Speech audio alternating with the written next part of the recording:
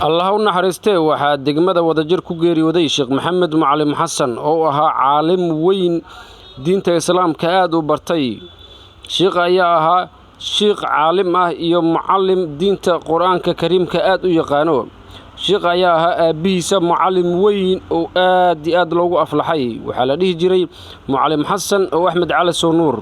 waa caalim waa mucallim ahlu qeyr ahlu diin ah. waa caalim dhalay معلم دلay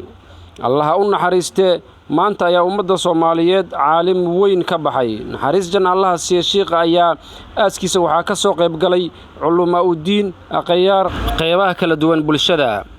safar dheer kadib sheekh ayaa waxa lagu aasay deegaanka laanta buuro degmada Afgooy gobolka Shabeellaha Hoose Allah u naxariiste sheekh ayaa geeridiisa waxa ka tacsiyay aqoonyahan injineer Maxamuud Kiimiko الحمد لله رب العالمين والصلاة والسلام على رسول الله صلى الله عليه وسلم أما بعد waxaan halkan sugu nimid aaskii marxuum Sheekh Maxamed Macallim Xassan oo Axmed Cali Sow oo ma shalay ku geeriyooday degmada Wadajir oo ah imaamka masjidka Sheekh Diini ayaan halkan ku aasnay gurigiisa runta aan keenay waxaan Ilaahay uga baryaynaa in naxariis janno ka waraabiyo dhammaan qoyskii iyo eheladii oo ka midna anaga in Ilaahay naga samarsiiyo ayaan leenahay Ilaahay asana jannat firdaws gurigiisa Allah ka dhigo sidaas oo kale geeridiisa sheekha waxa ka tacsiyay aqoonyahan Cali Barbaar iyo Mucallim Nuur Muxdiin bismillaah alxamdulillaah rabbil caalamiin wassalatu wassalamu ala rasuulillah sallallahu alayhi wasallam waxa halkan maanta ku geeriyooday Sheekh Maxamed Macallim Xassan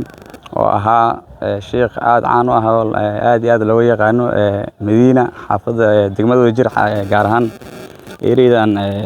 school CD marka sheekhaas wuxuu ahaa sheekh aad iyo aad maxaa la yiraahdaa faafinta diinta islaamka aad ugu soo dadaalay